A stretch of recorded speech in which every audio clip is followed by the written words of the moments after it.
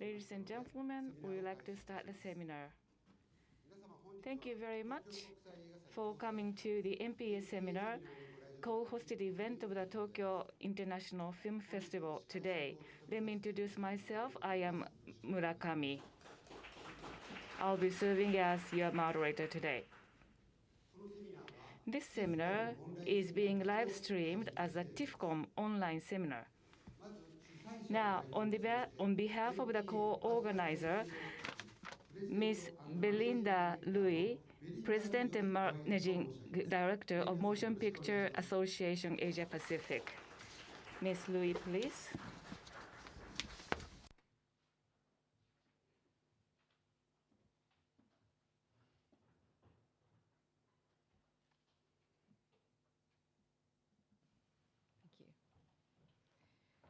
So, distinguished guests, ladies and gentlemen, my name is Belinda Louis. I'm the President and Managing Director for the Motion Picture Association Asia Pacific. We are honored to host this seminar with our valued partners, the US Embassy, the Federation of Japanese Films Industry, and Uni Japan. Over the years, I've been to Japan many times. On this particular trip, I find myself unwittingly on a cinematic tour of Tokyo. So when I arrived on the weekend, I walked through Shibuya's Scramble Crossing.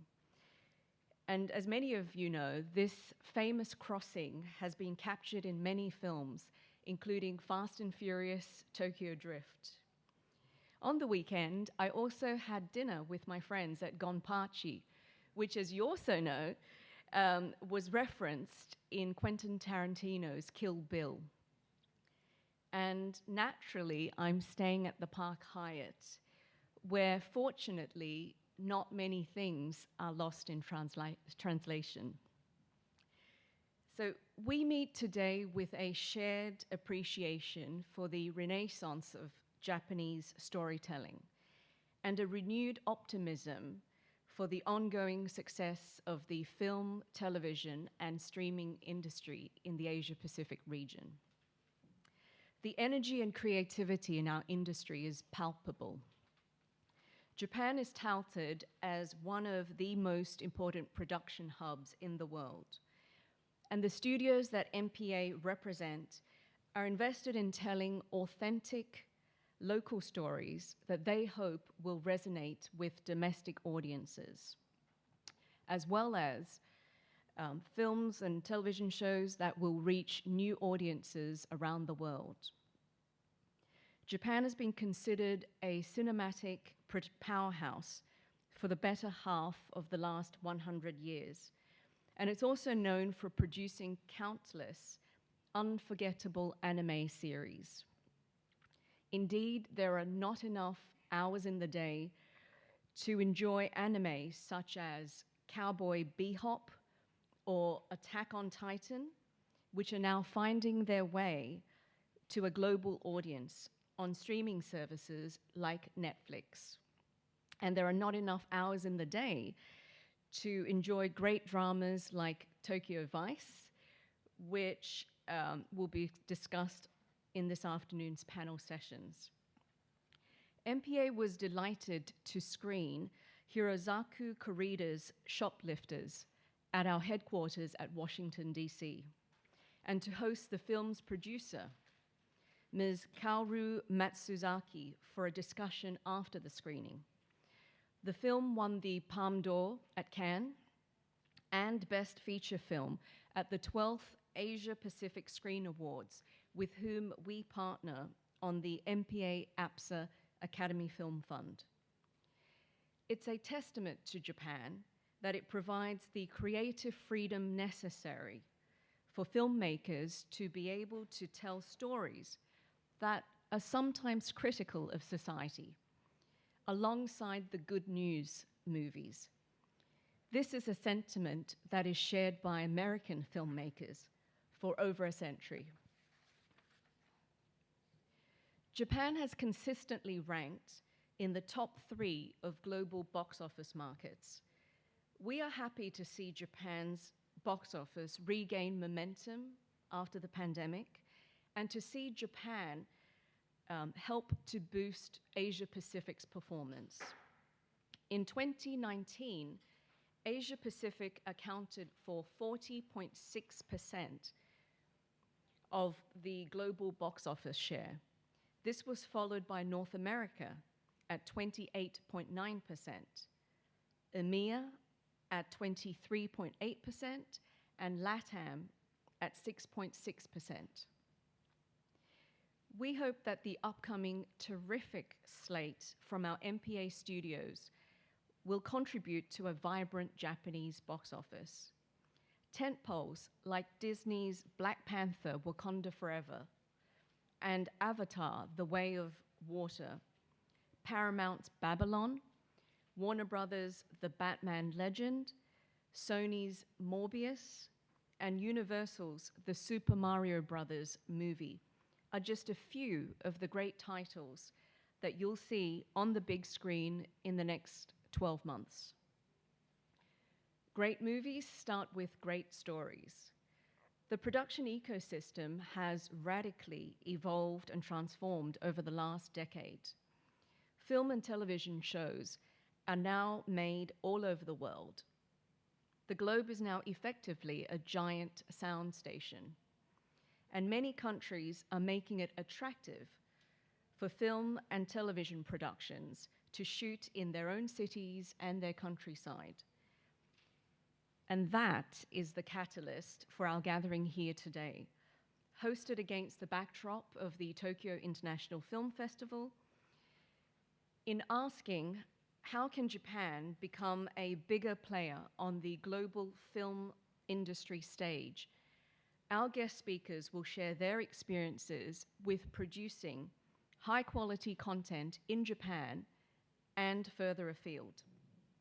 And they will make observations on some of the best practices that Japan can consider adopting to compete effectively on this global production playing field. So please let me take a minute to acknowledge and thank our speakers who are contributing to this important discussion today. Hiroyasu Ando, chairman of the Tokyo International Film Festival; LDP lawmaker Akira Amari, member of the House of Representatives, former Minister for Economic Revitalization; Aaron Fosberg, Minister of Economic Affairs, United States Embassy; Shigeaki Tanaka, Secretary General of IPSH, the Cabinet Office; John Kuyper, producer, executive producer, line producer of 13 Lives, Mad Max, Fury Road, The Great Gatsby, and many more other films; Gina Black, head of physical production, Screen Queensland; Alan Poole, executive producer of Tokyo Vice; Patrick Berzeski, Asia editor, The Hollywood Reporter; Ruriko Sekini, Secretary General, Japan Film Commission.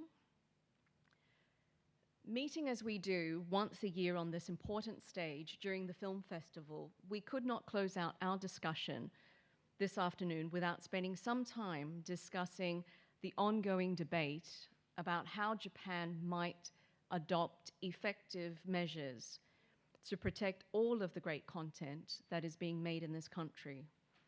To progress those talks, I'd like to thank our expert contributors joining us later today. Eriko Watanabe, professor at the University Electrocommunications; Izumi Hayashi, attorney at Sakura Zaka Law Firm; Tomohiro Toyama, attorney at law, partner, TMI Associates; Nobuharu Obonata, dean and professor, Faculty of Law, Kumamoto University; Ikuo Takahashi, attorney at law, Komazawa Legal Chambers; lawmaker Hidehiro Mitani. And we are honored to have lawmaker Shintaro Ito, member of the House of Representatives and former Deputy Foreign Minister, give today's closing message. On Monday night, during the opening ceremony of the film festival, I witnessed a real energy and excitement on the faces of those attending. I saw a desire to share in the magic of this industry. The theme for the festival, Leaping Forward, is particularly apt. At the Motion Picture Association, we are celebrating the past, present, and future. This year marks our 100th anniversary. We look forward to the continued innovation and vibrancy of the global film, television, and streaming industry well into the future. And I hope to share that journey with you. Thank you.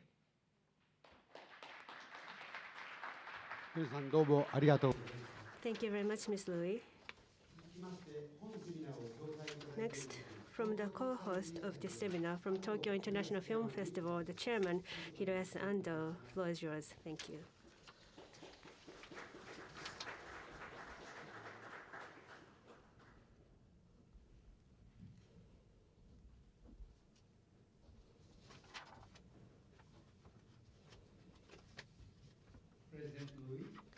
Distinguished guests, ladies and gentlemen. Well, first of all, I would like to thank President Louis for telling us the very, very kind words about our festival. And I will come back to the Japanese. So now it seems like we have overcome the peak of the COVID-19. And as we are holding the 35th Tokyo International Film Festival, once again, today I'm honored to be able to co-host the MPA seminar.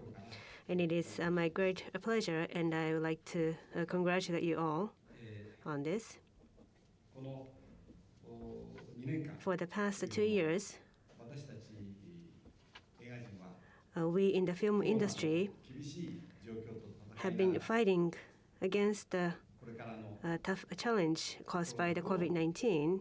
Yet, for post-COVID future of the film, we have been discussing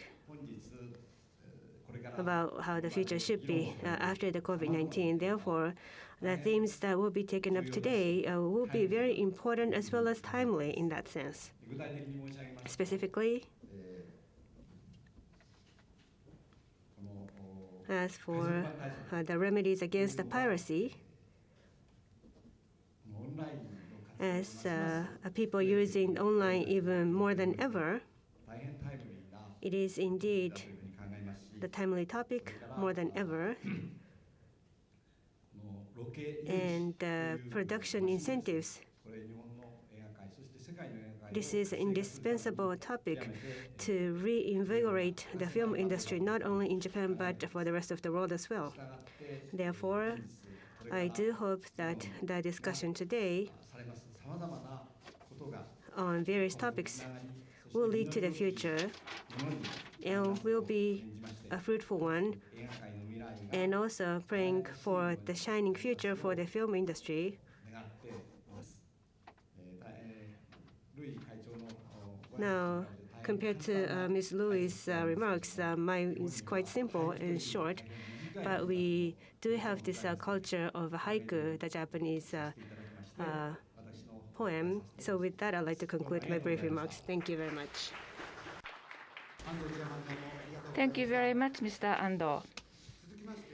We would like to receive guest speeches. First of all, we received a video message from Mr. Amari Akira, former Minister for Economic Revitalization, member of the House of Representatives, and he has been supporting content industry by including establishing an IP strategy group within his party, LDP.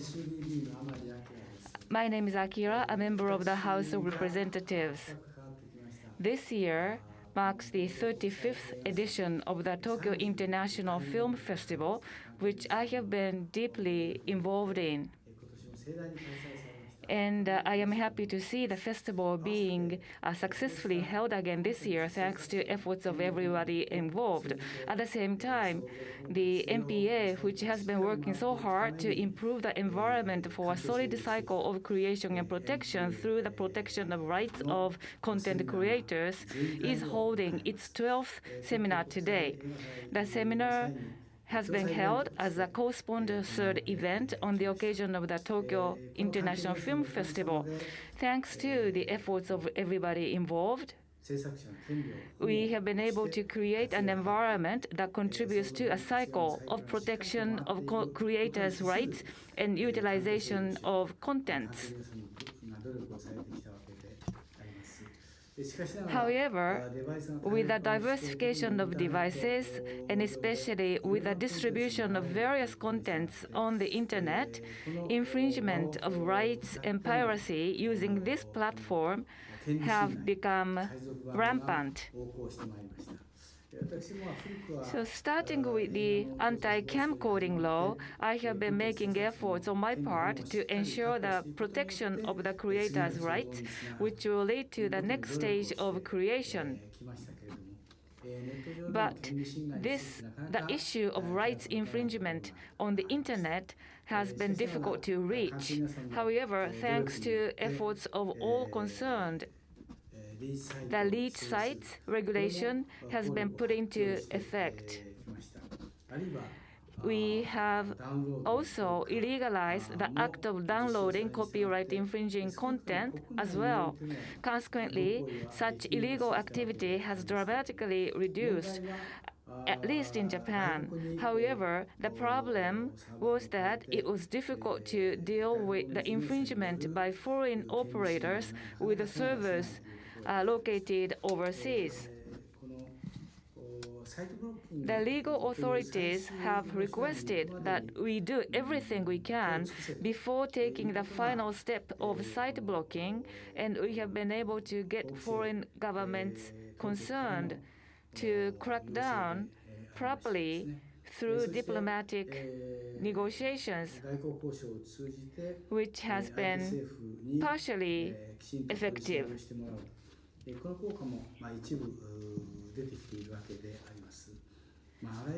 We will continue to take all possible measures to protect the rights so that creative activities will not be inhibited and creators will not lose what they would otherwise rightfully deserve. In any case, piracy destroys creativity and deprives many people of the opportunity to come into contact with new content. I hope that all users who casually use pirated copies will be thoroughly aware of the fact that their act crushes new creativity and that content industry will thrive only in a lawful environment.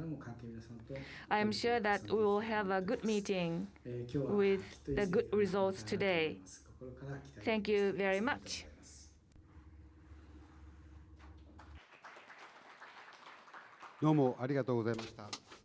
Thank you very much. Next,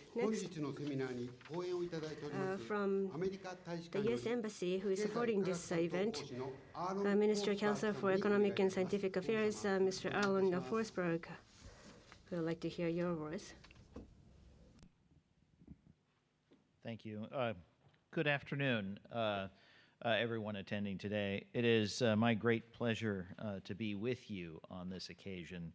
And I would particularly like to thank the Motion Picture Association, Uni Japan, the distinguished speakers and participants who will make today's program what it is, and to take this opportunity to discuss our common interest in protecting intellectual property rights. The United States Embassy in Tokyo has been working with the Motion Picture Association, the Japanese government, other stakeholders, to promote intellectual property rights protection and enforcement for many years, and we will continue to do so. This remains a priority for the Biden-Harris administration. In honor of the 35th Tokyo International Film Festival, I would like to highlight the efforts that the Japanese government has made the past few years to attract foreign films to shoot films in Japan. And to say that not only do such efforts promote cultural and artistic industries, including the film industry in Japan, but they also bring economic benefits to the local economy. And let's be honest, cultural content and entertainment is exciting. It is what makes life interesting and what makes some of the excitement that we look forward to each day. Thus, the importance of protecting intellectual property rights cannot be underestimated. A creative economy attracts investment, which produces economic and social benefits for the community. Creative companies and people go where rights are protected. Conversely, as other speakers have noted, they leave places where intellectual property rights are stolen through privacy or are not protected. Intellectual property infringement has far-reaching negative impact. It undermines innovation, entrepreneurship, and creativity itself. It threatens legitimate jobs, it reduces fiscal revenues, and it results in financial losses for rights holders. It harms reputations, it risks consumer finances, computer network security, health, and safety. Counterfeiting and piracy activities undermine legitimate business, they ignore labor laws, they disregard safety legislation, they avoid taxes, and they financially reward criminals.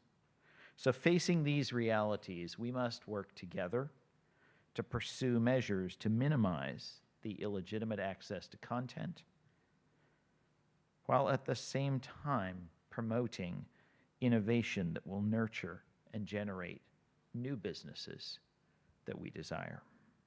There are both economic and cultural benefits of being able to assure our citizens that their ideas will not be stolen and that they can be compensated fairly for the work that they do. So on behalf of the United States government, I would like to reaffirm our commitment to this positive policy agenda. And thank you again to the organizers for providing this forum to discuss the issues facing our country's entertainment issues in person once again. And I applaud the efforts of everyone attending today to work toward putting these ideas into action. Thank you very much.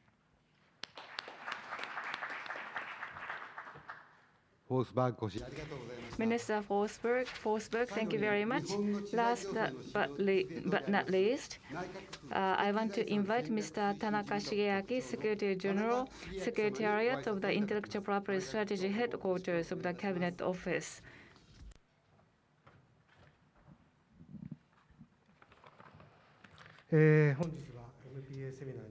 So thank you for inviting me to MPA seminar. Now, in this seminar, there is an annual discussion on the piracy, and on top of that, this year, we are talking about the allocation incentives, the production incentives, which is quite timely. First of all, with regards to the production incentives, I'd like to mention something in the global industries to invite the shooting. Then for the restaurants and bars and accommodations and transportation in different areas, it will bring about the economic benefits. So it's quite effective, and not just limited to that, but the collaboration through the international production teams, the global film production management, and the global standard skills and expertise and know-hows and technologies can be shared with the Japanese film industry, and that could enhance the capabilities of the Japanese film industry, which is quite significant in promoting this industry, and that is heightened more and more in other countries from that perspective in attracting the shooting is coupled together with the policy for promoting the film industry and providing incentives and comprehensive measures are taken by other governments. Now, when it comes to Japan, in June this year, with the government cabinet decision, the basic policy for the economic reform and the grand design and action plan, the film works production incentives from the cultural and artistic promotion was once again defined. In LDP, Co-Japan Special Committee, ever since before, has been listening to the voices of the international film production members. Meeting was held just yesterday as well. Now, from the Japanese Film Industry Associations, they are members in this committee, and from the Japanese perspective, in inviting the foreign film production to the Japanese market, there was a request made, and the committee put together the recommendation to realize that. And now, the government economic packages, which will be put together soon, the incentives to invite and attract film shooting in the related authority, the discussion is underway whether we can make it an action, which is going to be a big step forward, and to have a smooth integrated process for getting a permit. In August 2020, there was a guideline for the smooth process of inviting the locations and production. Ourselves and the relevant authorities and the related film-related authorities announced the guideline. Going forward with the Film Commission and local municipalities, we would like to continue to provide the support for the production incentives. And by having comprehensive measures, the environment for filming in Japan will be strengthened.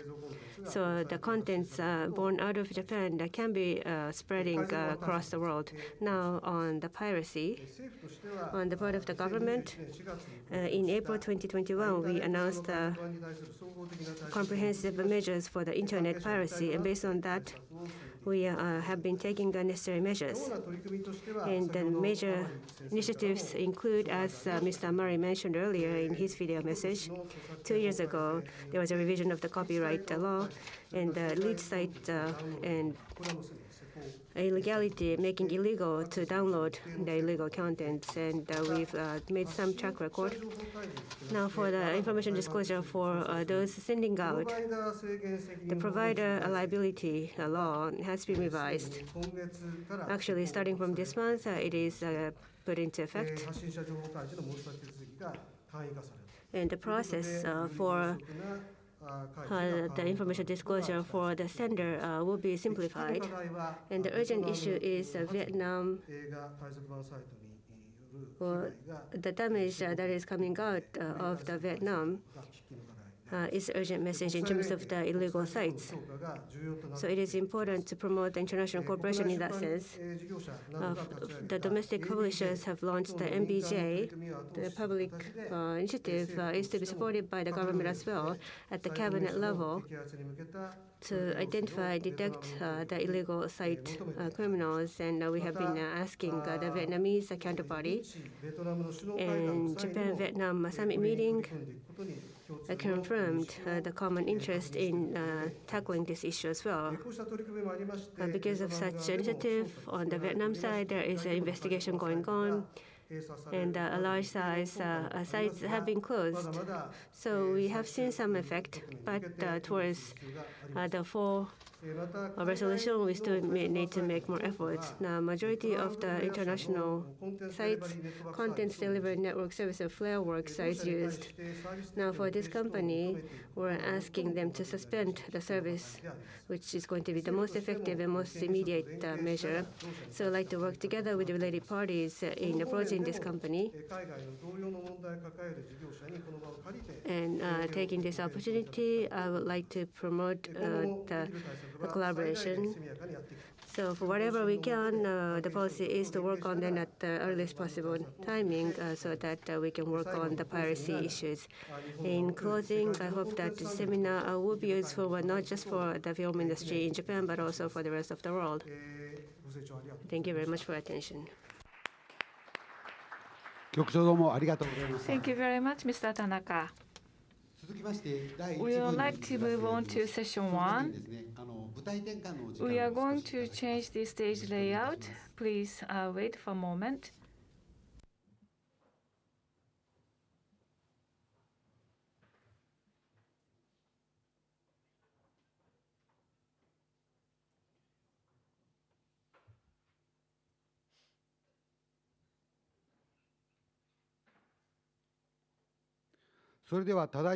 Now we would like to start session 1. In this session, we are going to discuss production incentives, attracting offshore productions. We have speeches, talk show, and panel discussion. The first speaker is film producer, Mr. John Kuyper. Mr. Kuyper, as a senior vice president of Warner Brothers, he supervised the production on The Great Gatsby, The Hobbit trilogy, and Mad Max Fury Road. Mr. Kuyper, I hand over to you.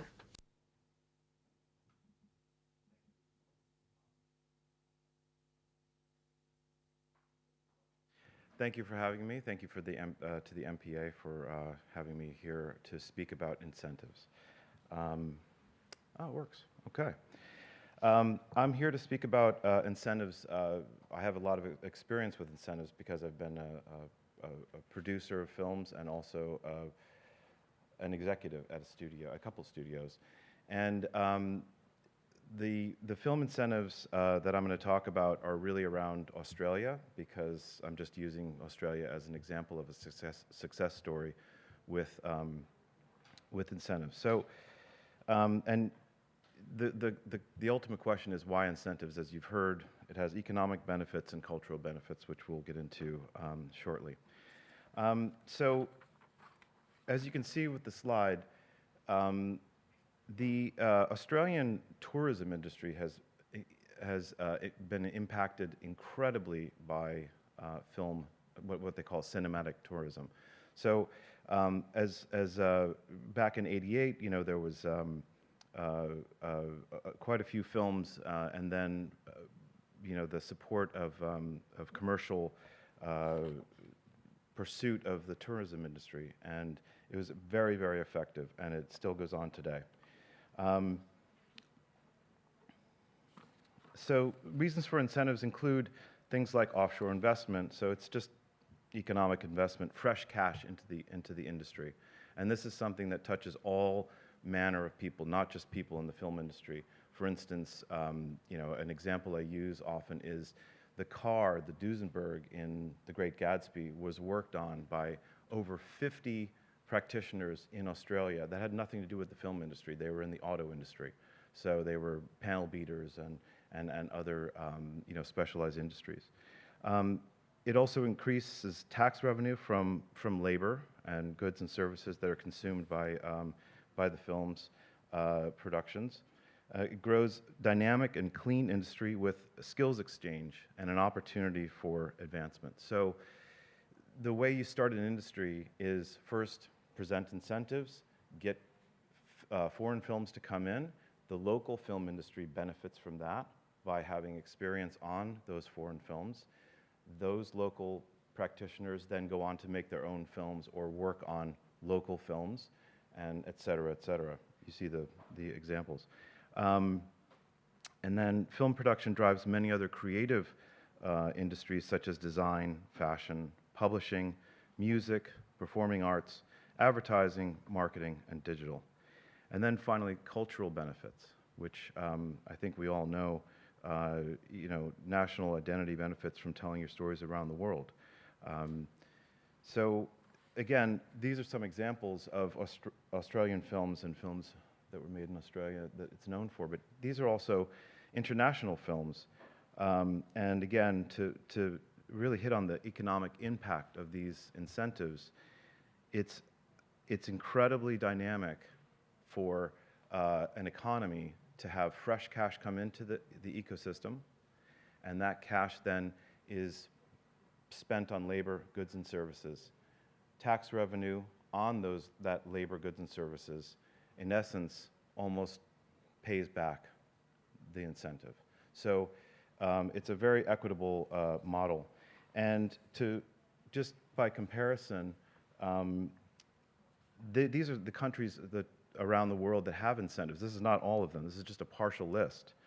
As you can see, Australia is a very competitive rebate, and it can be up to 40% in certain circumstances. New Zealand, United Kingdom, Canada, United States, France, Croatia, Germany, Ireland, Taiwan, Malaysia, South Africa. And I was just told the day before yesterday that Malaysia has an incentive, but Mongolia just instituted an incentive, production incentive. So when we look at the films, incentive investment increases jobs in the screen industry, and screen production jobs obviously are of high strategic value to governments because they are mobile, they're highly skilled, and they require great creativity. In addition, the infrastructure that comes around a film is something that is clean and green, and it doesn't create toxic waste, or you don't have to shut down a factory and those kinds of concerns with other industries. To speak specifically about how the Australian film incentives work, there are three basic film incentives from the federal government.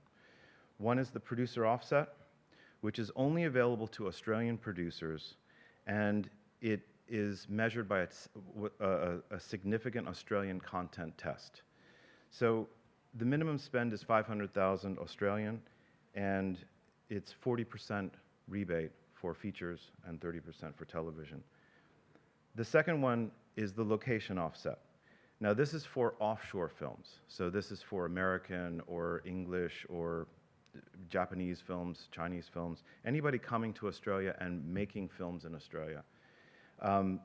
This is up to 30% total rebate with a discretionary grant component. It's slightly complicated the way it works, but in essence, you would be getting 30% from the federal government. And then the third offset is called the PDV offset, Post Digital and Visual Effects. And that's a 30% rebate on the visual effects work that you do in Australia, even if you haven't shot in Australia. So for instance, when Harry Potter shoots in the UK, the visual effects are done, oftentimes some of the visual effects are done in Australia, and you get 30% back on that. And this is an example of how specific you can get with production incentives. You can target certain areas and certain industries and certain sectors for benefit.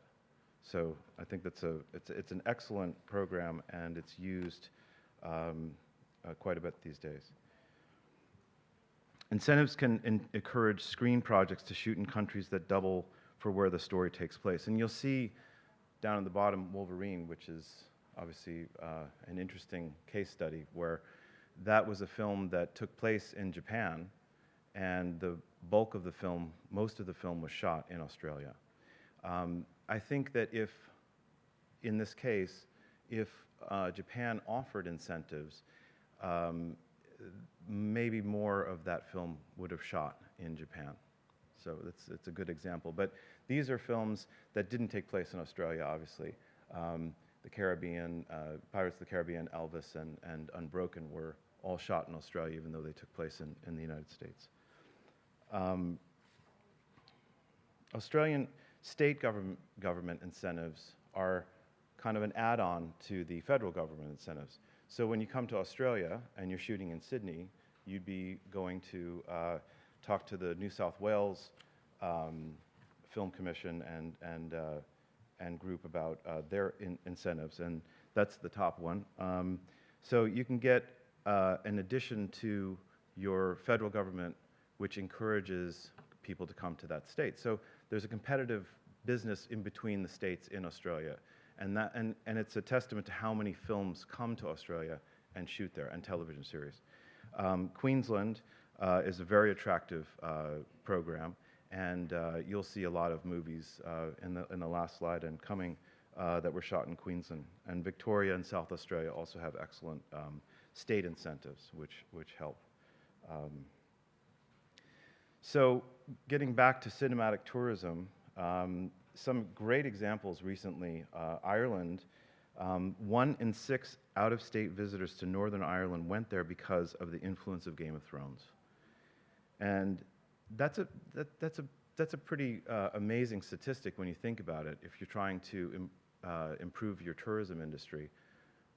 By shooting in New Zealand, obviously the Lord of the Rings and The Hobbit in New Zealand is a great success story. And that one,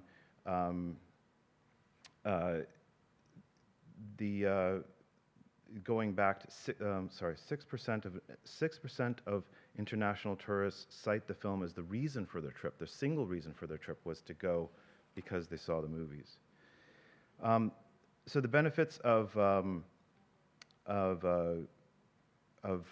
filming and spending the money and the expenses in the territory also have what's called a multiplier effect. So and there have been many studies around the world that quantify this, and you see some examples here. But in the case of New Zealand, each dollar spent was giving back $6 in terms of economic benefit to the state. So all compelling reasons to have an incentive, and we'll be talking more about this in the panel, but it's a great program. It's something that stimulates the industry immediately and has very fast results in terms of building the industry, training the people, skills exchange, and all of the cultural benefits. So I hope you'll consider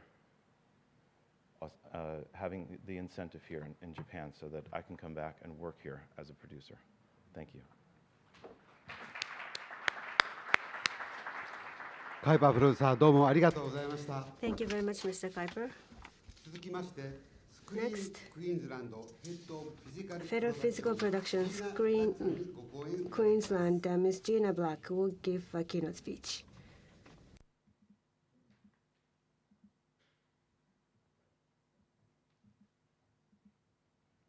ブラックさんはプロダクションアトラクションの責任者や Ms. Black has been responsible for the production attraction, and she was also Executive Vice President of Production Incentive. She's also Director of International Film Commissioners Association. Ms. Black, the floor is yours.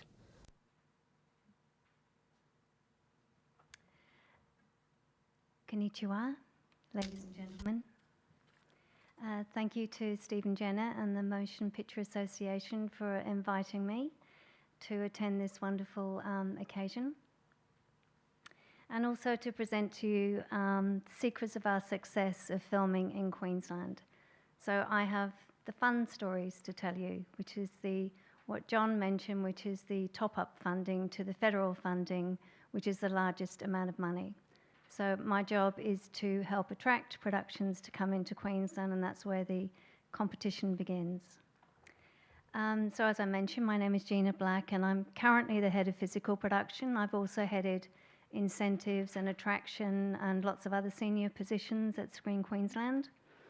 I'm also an AFCI, which is the Association of Film Commissioners International Certified Film Commissioner. And currently I also serve on the board of directors for the AFCI, which is great. It was at an AFCI event week conference in Los Angeles in June this year that I met with Ruriko-san, who's the Secretary General for the Japan Film Commission. So it was serendipitous, which I believe is what Stephen said, about coming here and following on the conversation that we started in Los Angeles about attracting productions to Japan. Prior to joining Screen Queensland, I worked for many years in physical production as a line producer as John Kuyper and a unit production manager in film and television for several international studios that chose Queensland as their filming destination. So who are we? Screen Queensland is the Queensland Government Film Commission. We invest in productions, talent development, and screen culture. And we support over 30 film festivals throughout Queensland, and that's just in Queensland.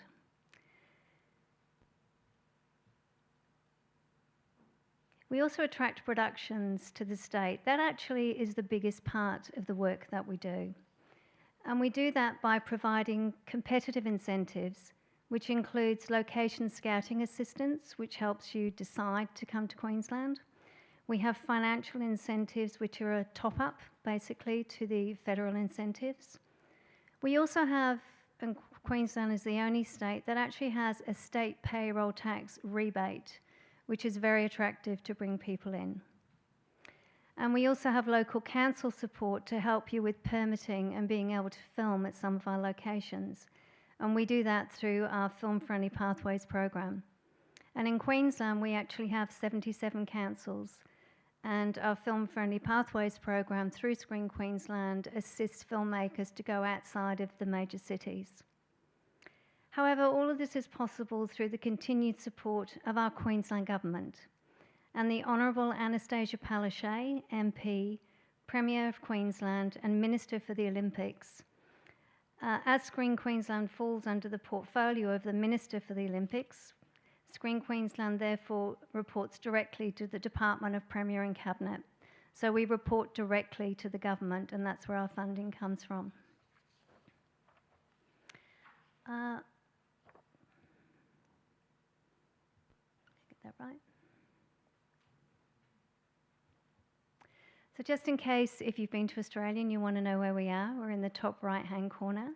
And if you know the size of Texas, we're 2.5 times the size of Texas, so we're a very large state.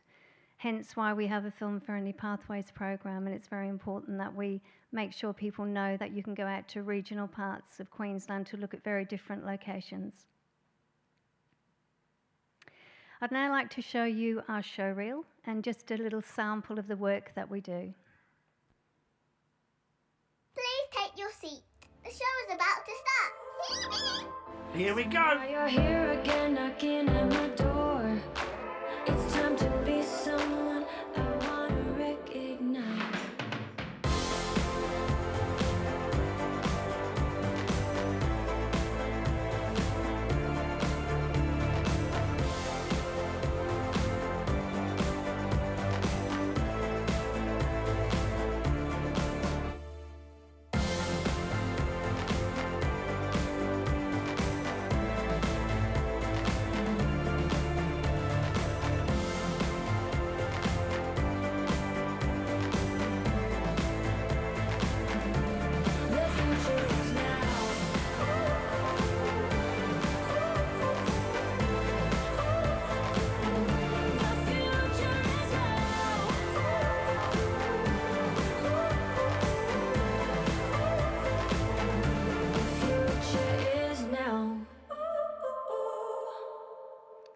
So you can see we actually cover a lot of different productions, local, interstate, and also international. The main cornerstones of our success and why Queensland is a great home for domestic, interstate, and international productions. Number one really is our crew. Our depth of locally, internationally recognised experienced practitioners. And local crew means local work, which means the money is staying into the state, which creates economic impact. And it's always important to know that new money is coming in and that as much money as possible can stay in the state. And that is where we get our funding from. Our Premier enjoys seeing the results of what we call investment. Next is our locations, of course. We've got spectacular locations that include rainforest, deserts, crystal blue oceans, suburban streets, towns and cities. And our facilities. We have world-class studios on the Gold Coast and in Brisbane, and opening soon in Cairns. We have equipment rental companies and post-production houses, to name but a few. So our facilities and growing the facilities by attracting more productions to come in, which strengthens our businesses, is incredibly important as well. Most importantly, of course, and why people come to us and why I hope that Japan may, with the experiences from all of us, understand the importance of that, is our incentives. So we have what we call a suite of incentives to attract local, interstate and international productions. because people have different finance plans and different reasons why they come to us, different money from PDV, from the federal government, and the payroll tax is very important. So we call it a suite for that reason. And we obviously discuss each incentive with the producers as they come in when we understand how much business they want to bring to us. I'm just going to go through a few slides and just show you some crew at work. It's really important. So we are currently a Labor government, which is all about jobs. And so sustaining our crew, but increasing our depth of crew through a program of training is incredibly important as well. And also to show you some of the films that we support.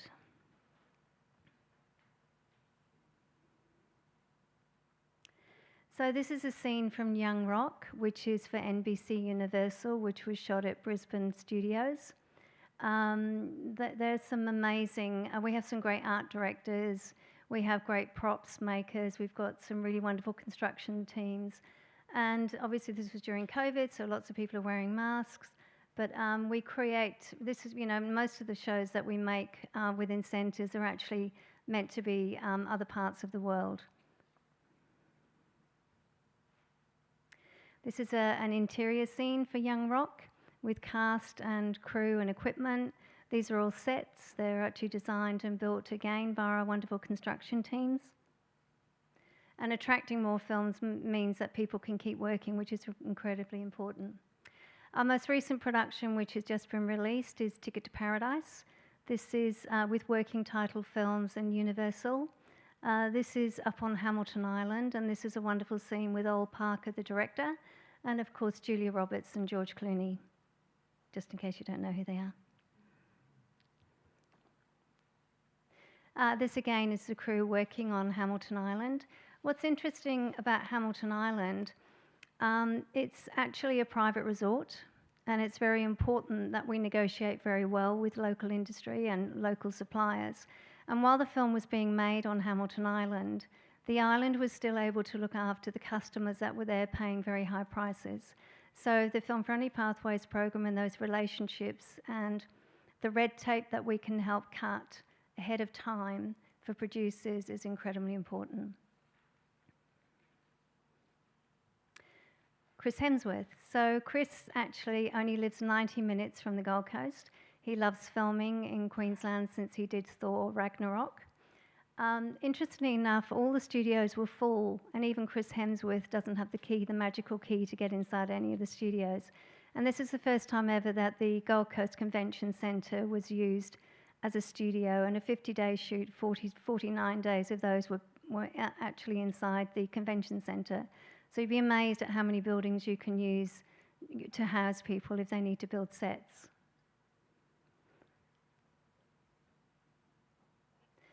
We also did Joe versus Carol. It's based on the Carol Baskin story, which is a famous podcast about Joe Exotic, and that's for NBC Universal. NBC Universal own a local company in Australia called Matchbox Pictures, and so they connect very strongly and help try to attract, but we as a state agency work harder to get them to come to Queensland, which is really important.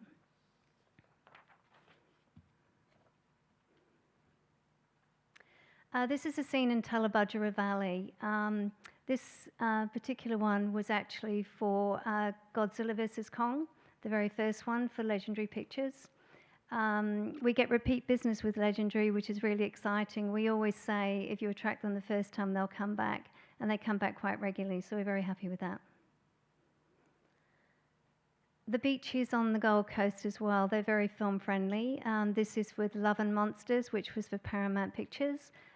They were one of the first clients inside Screen Queensland Studios when they opened, and they worked between Brisbane and the Gold Coast.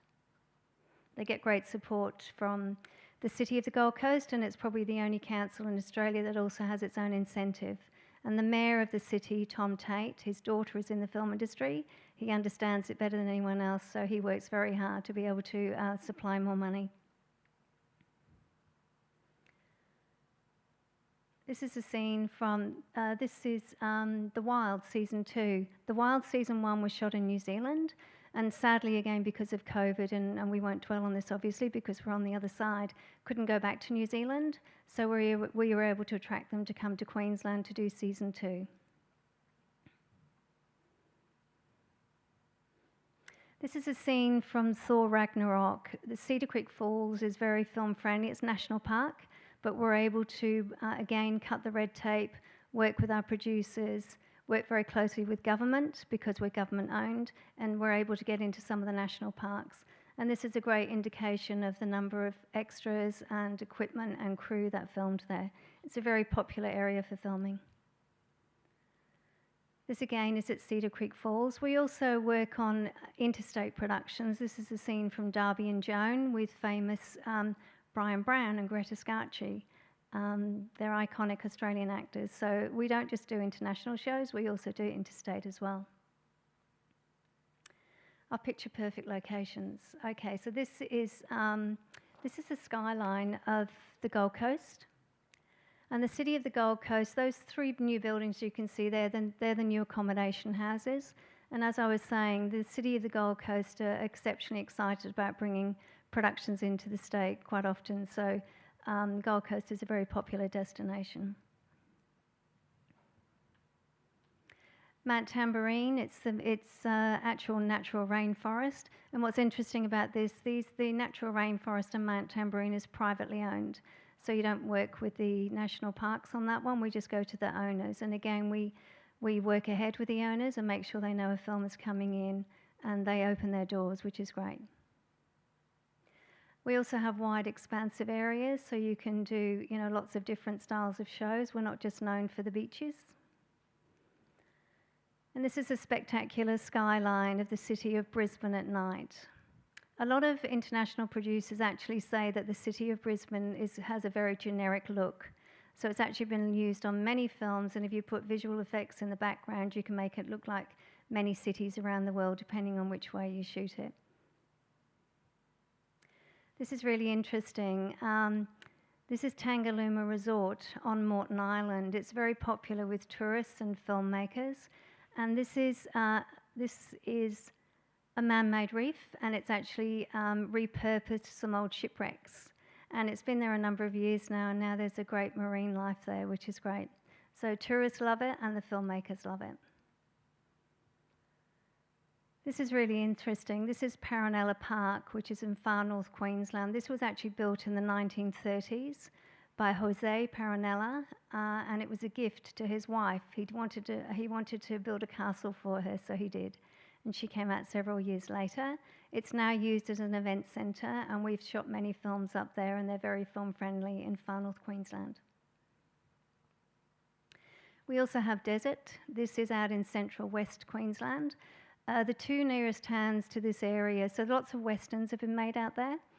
We have Winton and we have Longreach, and Longreach has an airport, so you can fly in, and both towns can service films, so you can be in the middle of nowhere, and you've got a really good facilities and accommodation where people can stay. Studio facilities. Well, we're very well known for our studio facilities. In particular, this is an aerial shot of our world-class Village Roadshow studios on the Gold Coast. This has got 9 stages and 3 tanks. This is kind of like the foundation of why our industry exists in Queensland at the moment. The studio was originally built by Dino De Laurentiis, an Italian-American film producer, and it was built in the 1980s. We're not sure why, but he managed to acquire some land from the government at the time. It's been the foundation ground for many crew, and the very first group that were in there in the late 1980s was during the writers' strike in America. And Paramount had 2 television series they needed to produce, Mission Impossible and Dolphin Cove. So 2 people that ran it for a long time, Michael Lake and Nick McMahon, brought 500 of us up from Sydney and Melbourne, and we basically felt that we started the film industry up there. We started what we call a local film industry. And that's why I live there now. The tank. This tank is amazing.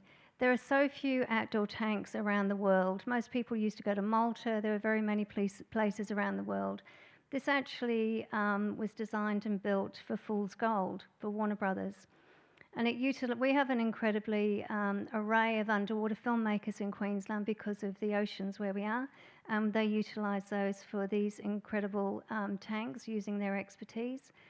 And this is actually where a lot of Unbroken for Universal Pictures was filmed, because they couldn't, there's lots of things you can't do on open water, but we've also got flat, calm water as well. So it's been utilised, and it's quite amazing. It's got a porthole there as well, so you can go down and look through.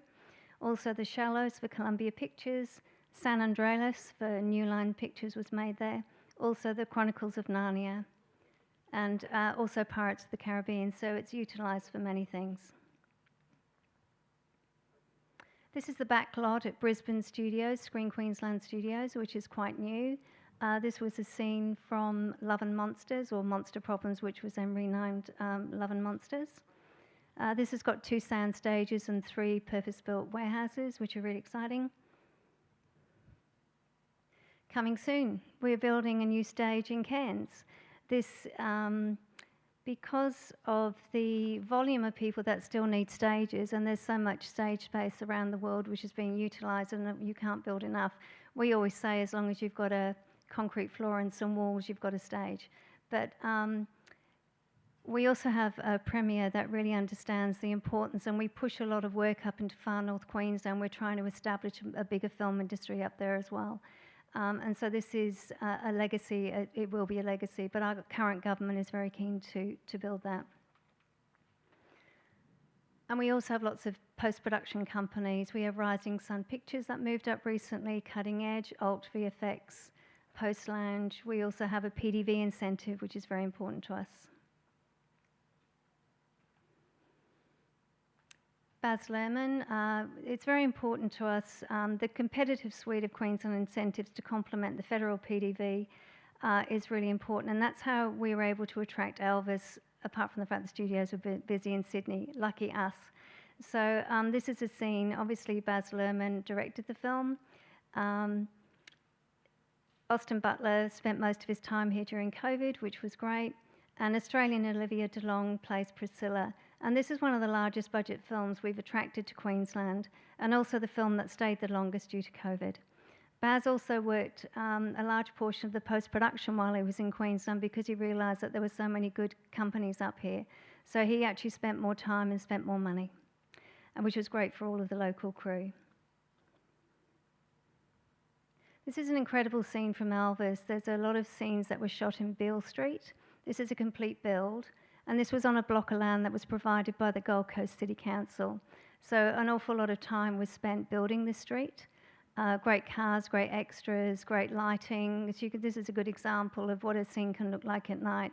And Baz is very particular about how he designs things. So this is very, very impressive. I'll just show you a quick trailer from Elvis, where Baz and a couple of the producers will tell you why they chose Queensland.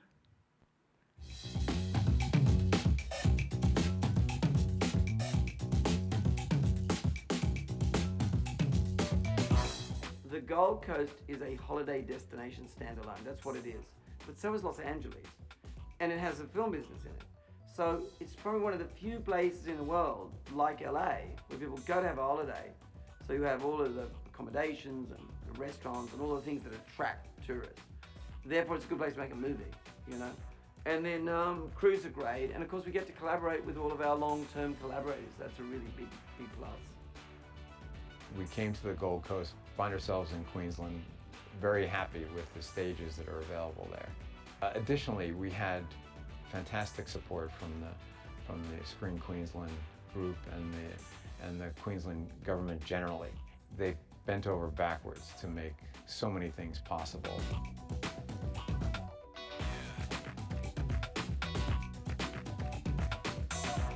We get to work with incredible crews and artists and technicians who have such a long working history with Baz and CM.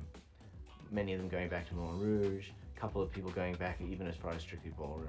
Pool of acting talent in Australia is such a deep resource. So I think it's no accident that Baz has, even as he has made movies set in many times in many places, and he's a Hollywood auteur of very high standing. I think it's no accident that he continues to come back to Australia to make these movies. things that are too dangerous to see. Sing. Ladies and gentlemen, here's Elvis Presley. If you haven't seen Elvis yet, do. It's a masterpiece.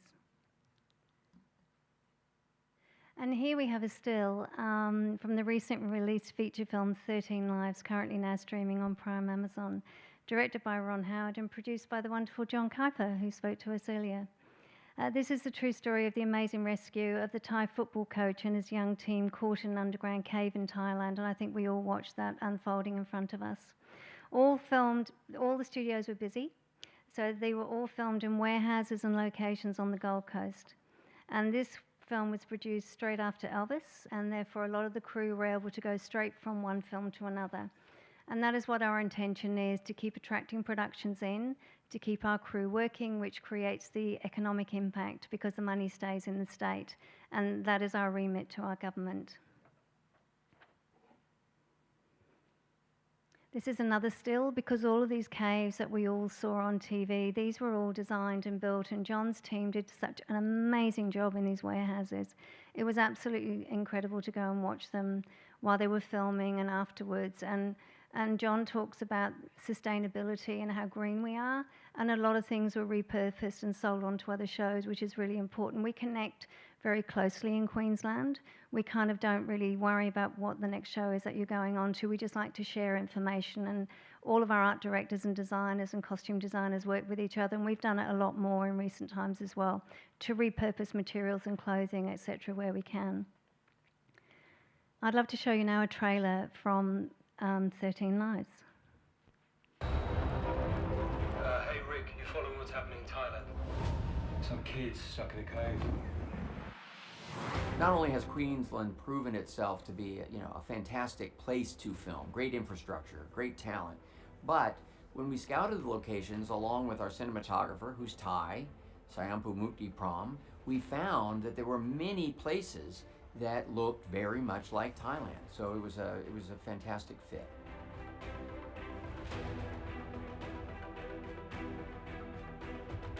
Queensland was an absolute pleasure in terms of an environment to work in, and of course I've long enjoyed collaborations with Australian talent in front of and behind the camera.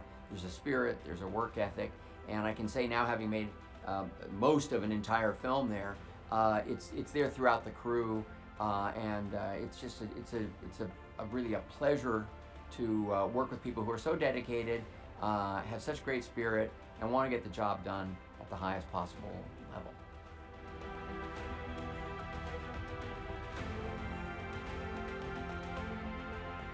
Queensland is an amazing place to shoot.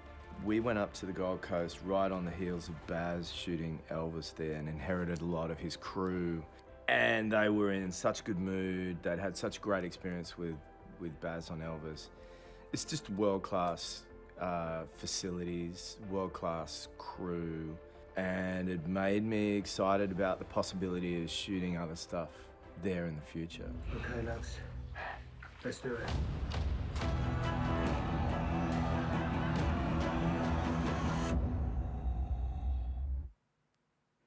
Congratulations, John Kuyper, on that amazing film. And if you haven't seen it yet, it's streaming and it's absolutely wonderful. So I just wanted to reiterate again, the secrets to our success are very simple. It's internationally recognised crew, creating jobs, our spectacular locations. If you want some great tourism outcomes, that's a great way. We have, that's, when they're on film and people come, and John talked about tourism, which is about film. Sometimes that's called emotional tourism. You're affected by the emotions and want to go and see something. That's really exciting. Our world-class facilities, the stages, the post-production companies, and more studios coming in Cairns. Most importantly, our competitive suite of incentives to attract new money, and we always refer that to our government when we go for more money. It's new money coming into the country, and that money is coming into the state, and that provides great investment. So thank you so much for giving me the opportunity to discuss this with you.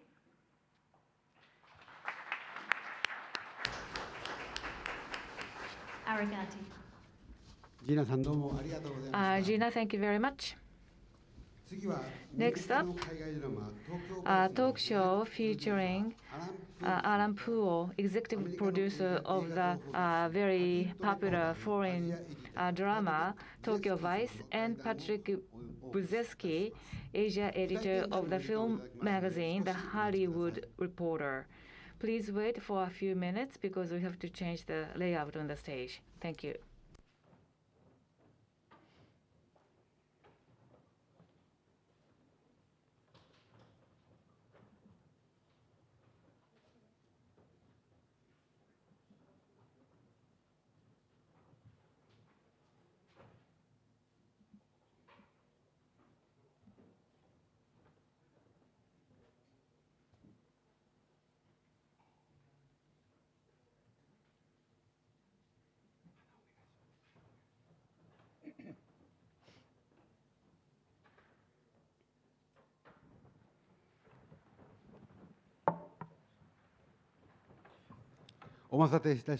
Thank you very much for waiting. Alan, Mr. Buzeski, please come to the stage. Please give them a big round of applause.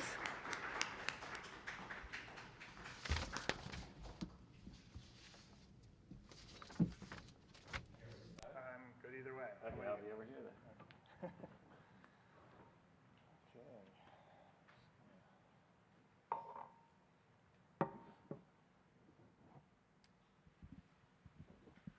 All right. It's a great pleasure to be here with all of you today. I'd also like to extend a brief thanks to our hosts, the MPA, Uni Japan, the Tokyo International Film Festival, and TIFFCom. It's a real honor to be here today with Alan Poole, producer and director. Alan has had a long and distinguished career in Hollywood. Among the many shows that he's both executive produced and directed are The 6 Feet Under, The Newsroom, Tales of the City, Swingtown, and The Eddy. Over the course of his career, he's also received an Emmy Award, a Golden Globe, 2 Producers Guild Awards, 3 Peabody Awards, and 6 GLAAD Awards. And if you check out his IMDb, there's a lot of other impressive and interesting credits to his name as both a producer and a director. But what makes him especially interesting for all of us here today is that his career in entertainment actually began in Japan. After studying Japanese language and literature at Yale and working as a film programmer for some time in New York City, Alan was recruited by the great maverick screenwriter and director Paul Schrader to associate produce Mishima, A Life in 4 Chapters. For those of you who don't know it, it was shot entirely in Japanese with a Japanese cast and crew at Toho Studios, despite being a US project. And this was done in the mid-1980s, a time when not a lot of projects were coming to Japan. And then Alan later also produced Ridley Scott's action crime film Black Rain, which shot in Osaka in the 1980s as well. And that film, ultimately it was a commercial and creative success, but it also became known in the industry as kind of a case study for the challenges of a Hollywood film shooting entirely in Japan at that time. And now Alan's back in Tokyo with Tokyo Vice, reconnecting with his Japanese roots. And Tokyo Vice premiered on HBO Max earlier this year to considerable critical acclaim. And Alan has been very generous to join us today because the show is about to begin production on its 2nd season in just a couple of days. As I just laid out, Alan, you're among the very few high-level producers and directors who has worked on big shows in both the US, Hollywood, and Japan over quite a long period. I know there was a big gap in the middle as you were building your career in the US, but I wanted to start by asking, what were your initial impressions back in the 80s when you arrived in Japan, and from a production perspective? And then what did you feel and see when you came back so many years later? What had changed, what remained the same, and what is the moment like now from a film and entertainment perspective? That's a pretty big question, but I'll try to answer it in sections. But first of all, thank you, Patrick, and I want to say thank you to the MPA and to all of our sponsors for having me here today. I really appreciate it. I went to college and spent a year in Japan. That was in the 70s. So when I came back in the 80s, and I'd been going back and forth a lot, when I came back in the 80s to make Mishima, the first experience was we hardly shot any locations. Mishima, for those of you who have seen it, it's a very stage-heavy film. It's period. It's on sets. There's a lot of fantastic sets that the famous designer Eiko Ishioka built for us. And so we were mostly housed at Toho Studios. The first soundstage I ever walked into was at Toho here in Setagaya. And so the difficulties with Mishima were political, not production-wise. It was a controversial film. It never received a theatrical release in Japan, although I believe the DVD is available. And there were many political forces that were working against our success. But production-wise, it went quite smoothly. Then when I came back a few years later to do Black Rain, I discovered what location shooting in Japan meant. And it was like running into a brick wall, basically. We elected not to shoot in Tokyo because everybody had told us right off the bat, Tokyo is impossible. You won't get any permits to do anything. So go to Osaka because Osaka has a friendlier police force. If that's friendlier, then I hesitate to say, but I mean, it was simply that there was no infrastructure. There was nothing that was set up to handle a big international production that, of course, would want to shoot things the way that international films are shot in terms of having location control, having vehicle control, being able to stage stunts, being able to put lots of extras into a scene. The things that we take for granted as part of large-scale filmmaking were nobody had experienced them here. Of course, there were great Japanese masterpieces that were made here on a big scale, but they did not involve control of city streets to that extent. And so it was an extremely challenging experience. And ultimately, I was associate producer, so I was the new kid. But the producers of the film, Stanley Jaffe, Sherry Lansing, Michael Douglas, decided that they just couldn't deal with Japan anymore, and they packed up their bags. And the whole last section of the film, which takes place in a big farmhouse with Tomisaburo Wakayama as the Yakuza boss, and Michael Douglas and Yusaku Matsuda chasing each other on motorcycles. That was all done in California. It was all done in Napa Valley. And we built a Japanese farmhouse in Napa Valley rather than have to deal with shooting in Japan anymore. So it was tough. And I know that it's a well-known story here, how tough it was, and that part of the development of the Japan Film Commission and the various film commissions here was partly as a result of not wanting to have that experience repeated and wanting to make Japan a more film-friendly location. So cut to many years later, and coming back here to do Tokyo Vice, it's much better. It's definitely much better. All the film commissions have done their work, and there are procedures in place. But I would still say that of the world's great metropolises that everybody wants to film, Tokyo is still probably the most difficult to film in. So it's gotten a lot better, and there's still a long way to go. Got it, yeah. It's really no secret at this stage to anyone involved in the international production world that Japan is a very challenging place to work. And a lot of projects that involve Japan, people in the local industry initially got excited about that those big Hollywood shoots would be coming to Japan, but sadly they opted to go elsewhere. Scorsese's Silence, Minamata, the recent Brad Pitt film Bullet Train. So you touched on the difficulty of securing locations. Can you illuminate a little more for us just what it is that makes Japan so tough for big Hollywood shoots? Yeah, when we made a decision that everybody advised us against on the first season of Tokyo Vice, because the conventional wisdom in the filmmaking world is go to Japan, shoot 2 weeks, only the locations you absolutely must shoot in Japan, and then shoot everything else somewhere else, probably Vancouver.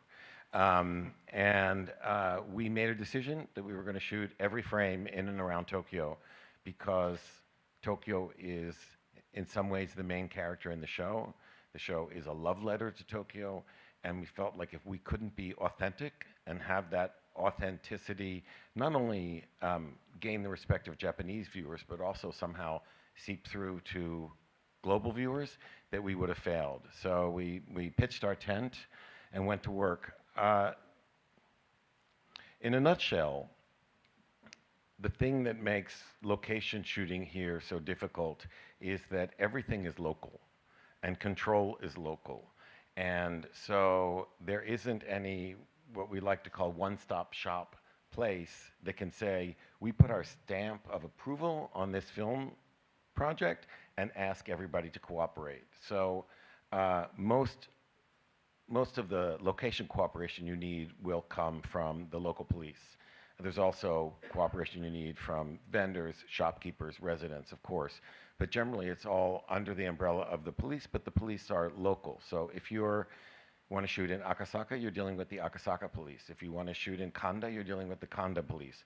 And those local police departments do not talk to each other, and there's no top-down instruction saying, please make this work. Now, we do have this time a couple of wonderful members of the Diet who have been working very hard on our behalf and have been kind of working miracles for us, but they work miracles for us by being able to go in to the local police department and talk to them and persuade them, so it's still happening very much case by case on a local level. Whereas if you look at the other major cities in the world, London, New York, Paris, there's usually some kind of umbrella organization that says, we want you all to cooperate. And that gives local police departments and neighborhoods a reason to cooperate. And so that's the big piece that's missing here. I see. And if you could wave your wand, what type of organization would you like to see emerge in Japan that could ameliorate some of those cultural challenges? Well, for instance, well, Sekine-san is here. The Japan Film Commission does an amazing job of helping to coordinate communication and making things work.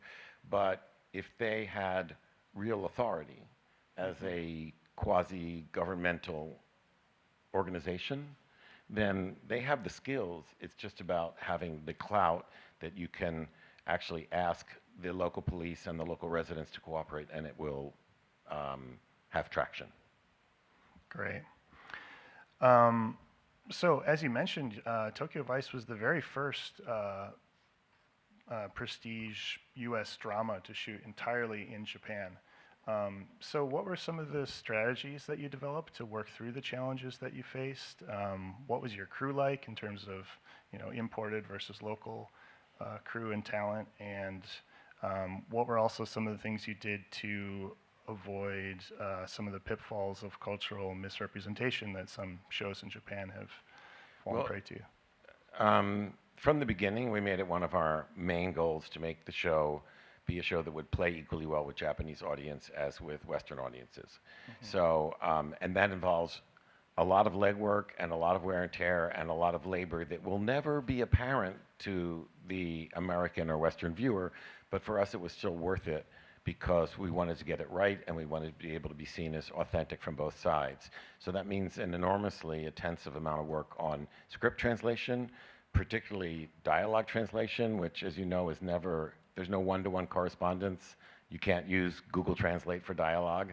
And so that always took a very long time. And then, in addition, we had a crew that, at the beginning, to be honest, we had many more foreigners on the crew. When we started out shooting our pilot pre-COVID, it was a much bigger mix of foreign crew and Japanese crew, and we found that that was actually cumbersome and counterproductive, and that we worked much better when we came back after the pilot and after we were allowed back in, it was still during COVID, but to work almost completely as a Japanese company with Japanese department heads and Japanese crew, because then you could work efficiently. You didn't have to have, we still have a lot of bilinguals helping the work happen, but you didn't have to have a bilingual attached to every single department. And so we basically fashioned our own, we call it hybrid form, where we The Japanese crew was able to adopt some of the principles of filmmaking in the West, and we were able to function as a Japanese crew does on many levels, particularly with regard to assistant directors. And so finding that common ground where we could function in a more Japanese way really made the show much more efficient and I think effective in terms of what's on screen. Yeah, it's all there in the finished result. So in addition to the cultural challenges and the new practices, you basically had to innovate to make the first season's production work. You're also shooting during the pandemic. Now you've had some success with the first season, and you're back working on season 2. What's it like coming back, and what are you building upon, and what challenges do you still face? Well, the good news is it's like night and day, that it's so much better this time. But part of that is the pandemic, to be sure. But part of it is when we came in the first time, we were a bunch of Gaikokujin coming in with a product nobody knew that was called Tokyo Vice and was based on a nonfiction book that was somewhat controversial here, Jake Adelstein's Tokyo Vice. And for starters, nobody really trusted that we would do the work to get it right. So everybody looks a little askance at, think we're going to come in and do some exotic Japanese thing. And then on top of that, the subject matter deals quite a bit with Yakuza. And that, especially not knowing our auspices, that was a deal killer for a lot of people. They didn't want us. They didn't want us near them. They didn't want to deal with us. And in fact, I won't name any names, but the first production company that we joined forces with to be our production services company here in Japan, and we went quite a ways down the road in prep with, was a very well-known Japanese production company that had a young producer attached who was incredibly enthusiastic about the show and about getting into drama series production. And then as news of the show drifted upstairs to the executive halls in the organization, it turned out that there were several members of the board of directors who were concerned about the subject matter. And ultimately, the company abruptly withdrew and said, we're not going to do this show anymore. And then we had to create our own production services infrastructure. So that was how shaky we were coming in. Now, coming back season 2, the show's been a hit worldwide. The show was incredibly well received in Japan. Thankfully, people really appreciated the work that we did and liked the show. And so suddenly it's, oh, you're Tokyo Vice. Come on in and shoot in my store. So it has been a big turnaround. There are actually vendors that want us to come because they're fans of the show. It's still really difficult, but we now have a name that actually is a positive for us, and so that's made a huge difference. That's wonderful. So when I talk to people in the local Japanese industry in various levels, it feels like there's a fair amount of agitation for change in different sectors of the Japanese industry. There's been some support for a nascent incentive scheme, which Tokyo Vice was able to partake in. Local filmmakers like Hirokazu Koreeda are agitating for structural reforms in the Japanese industry. The global streamers are coming in with a lot of capital and interest in leveraging Japanese content. So when you look at the landscape today, how optimistic are you that things are really going to progress and change, and what forces do you think are going to be most successful in advancing the change?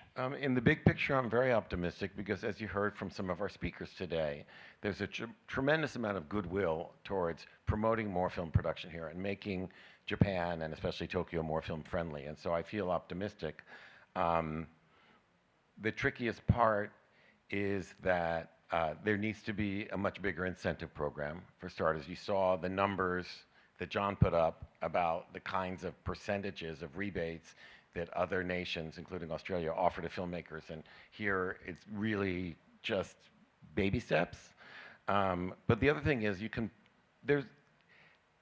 don't have to try to persuade people to come and shoot in Japan. There is so much interest worldwide in Japan. Everybody wants to shoot in Japan. there is still so much fascination with and gravitation towards Japanese culture, both the traditional Japanese culture that people love of, you know, tea ceremony and temples and kimono, as well as among the younger generations. They're all grew up on anime and manga, and they're obsessed with Japan from the anime manga point of view. So everybody wants to come shoot here. The problem is that there isn't an infrastructure that's prepared to receive them. That we're the only big foreign production here right now, but Pachinko Season 2 is coming in the spring, and I can tell you it's already a feeding frenzy over crew because there are just not enough talented technicians who have been trained, and especially who can handle the needs of an international production. And on top of that, there's no stage space. There's such a woeful shortage of stage space in and around Tokyo that here we are, we're a pretty big production. We were a hit. We started planning. We got picked up for a second season in May. We knew we had to have a long prep time, so we planned to start shooting in November. But even then, we couldn't get sound stages. They were all taken. There's just not enough sound stages. For our big, glamorous new set, we had to take over a former high school gymnasium out by Gotemba to build the set and have the crew commute 75 minutes each way because there was nowhere else that we could build. So I think that the desire to shoot in Japan is already there, but until we have a bigger trained crew base and more facilities, more sound stages and production facilities, it's very hard to make that dream a reality. Got it.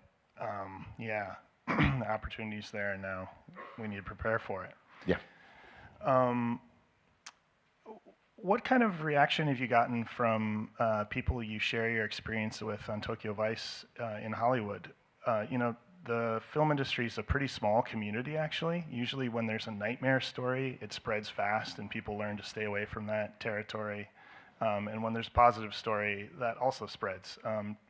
You know, Netflix is making a lot of original content here. Do you feel like the word's starting to get out that it is possible to, you know, work successfully in Japan? Yeah, I mean, I think a lot of people saw our success and said, oh, you can do it. You can shoot entirely in Japan. And so Netflix, Amazon, Apple has a couple of shows. They're all planning to come here. It's like I said, who's going to receive them and work for them when they get here is the big question. Right, right. Okay, great. Well, thank you so much for your thoughts, Alan. And the next panel, I think we'll try to dig in a deeper way in terms of like practical solutions and steps that can be taken to prepare for that wave that's coming. Great. Thank you very much, Patrick.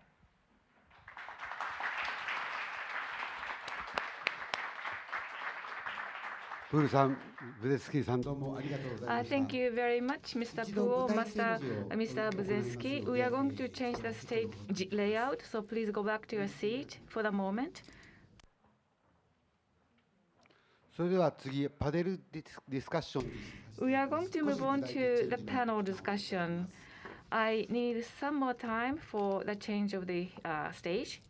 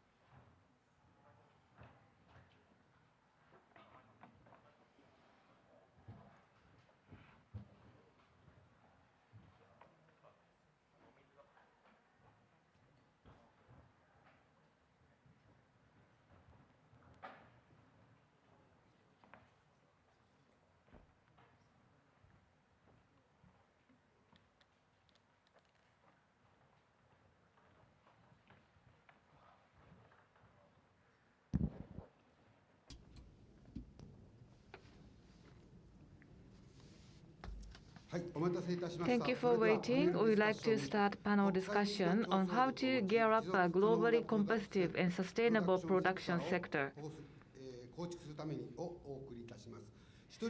Let me introduce the panelists. Moderator will be Mr. Patrick Buzeski. Please give him a big applause. And Mr. John Kuyper, film producer, please come up to the stage. Mr. Alan Puo. Ms. Gina Black. And Ms. Ruriko Sekine, Secretary General of Japan Film Commission. Ms. Sekine, thank you for joining us. I hand over to Mr. Buzeski now.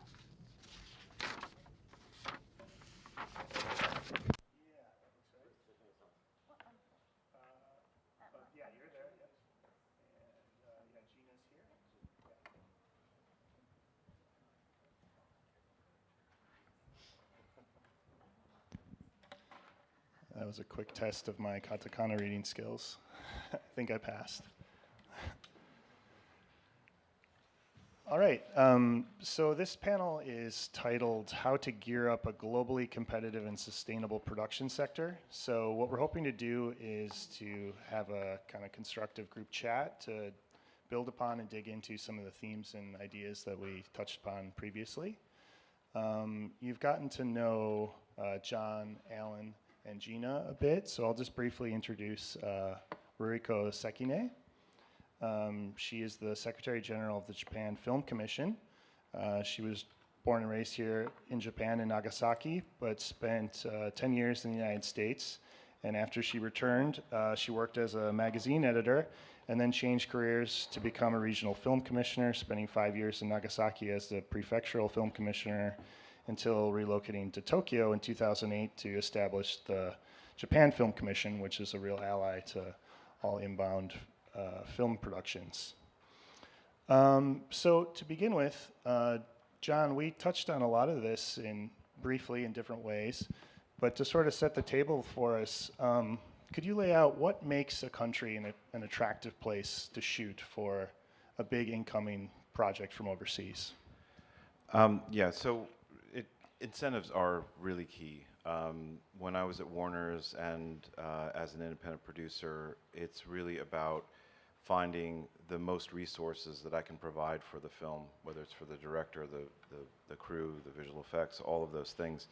And so every decision that we make is kind of a financial one. It has to match with the creative, and sometimes there are compelling reasons why you don't go to the best deal in town, but sometimes there are logistics and there are the creative concerns. But ultimately, the money usually makes the big difference. And sometimes it's English language, sometimes it's locations that can match. But it usually comes down to money. I hate to say it. The hard realities of the entertainment business. So, Alan, we just mentioned briefly how Tokyo Vice was able to partake of Japan's nascent sort of pseudo-incentive that's been introduced in the last 2 years. Could you share a little bit about what your experience was like with that program? And then, again, if you could wave a magic wand, what would an ideal production incentive look like in Japan? Well, we've been very fortunate to get the VIPO incentive for both of our seasons. It took a lot of work and a lot of paperwork to get it, and I believe it's only available for a limited number of productions each year. But it's a great start, but it's really, if you just look at the dollar amount, and the VIPO incentive we got was $1 million for each season. But if you're looking at, say conservatively, we're spending $30 million in Tokyo per season, and if it's an incentive like the ones that John was talking about, where you're getting between 15 and 30%, that's between $4.5 and $9 million that would be coming back in another country. So I think the structure is there. It just has to be set up more as an incentive. I believe the monies that we received were structured more like a grant. Got it. And Sekine-san, what have you been hearing from various stakeholders in Japan and overseas about that incentive effort so far, or grant effort so far? What kind of feedback have you gotten? First of all, originally we didn't have such system in Japan to begin with, so Japan Film Commission over some years visited the other film commissions and studios, but they were not listening to us because we didn't have a system in place. And the Cabinet Office pilot version of incentives. So this is the study project. If we are to provide this kind of incentive, what kind of impact would that bring? That was a verification study pilot project, and as a result of that, including Tokyo Vice, a large impact was brought about, especially in the local areas. Something that you cannot achieve in the Japanese films in many areas. The money was brought into other areas, which Japanese films could have never done. We found that out, and also for the domestic film industry, the enhancement of the skills and expertise and the global standards. There was an opportunity to learn about the global standard. So we found out for ourselves that it was quite effective. And from different stakeholders, there are voices that this is indeed a necessary system, and that voice is now being heightened.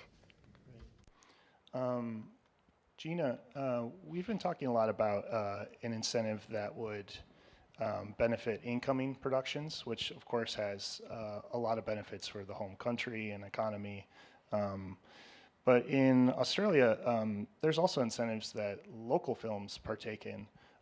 So could you share a little bit about how Australia's been able to, or in Queensland in particular, has been able to use incentives to benefit not just inbound productions, but also local ones, and how that's something that could benefit Japan as well?